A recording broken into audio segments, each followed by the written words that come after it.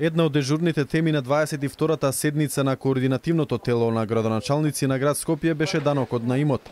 Оваа година има помала наплата на фирмарината, па затоа градот Скопје во следните неколку дена ќе почне со дистрибуција на 27.000 опомени на фирмите кои не платиле комунална такса и должат вкупно 330 милиони денари за 2009-2010 година. И на правните лица ќе им бидат доставени опомени за неплатен данок на имот, односно 700 фирми ќе треба да исплатат 36 милиони денари. Се дискутираше околу новиот начин на дистрибуција на даночните решенија, со оглед на тоа што со македонски пошти оваа година немаме добро искуство. Се дискутираше за да следната година општините и градот Скопје сами преку местните заедници и други форми ги дистрибуираат решенијата за данок на имот.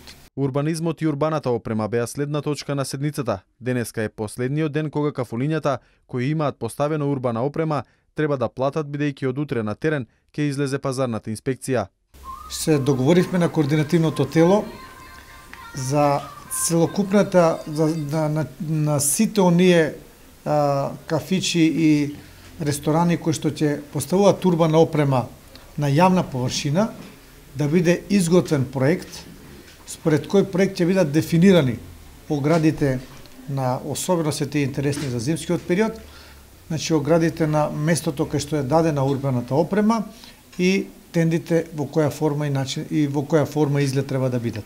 Со тоа сакаме да постигнеме една унификација на поставувањето на урбаната опрема, заради тоа што сведоци сме на различити форми на оградувањето на просторот кој што е даден за поставувањето на урбана опрема. Планот за унификација на урбаната опрема на кафулињата ќе го изготви градот Скопје.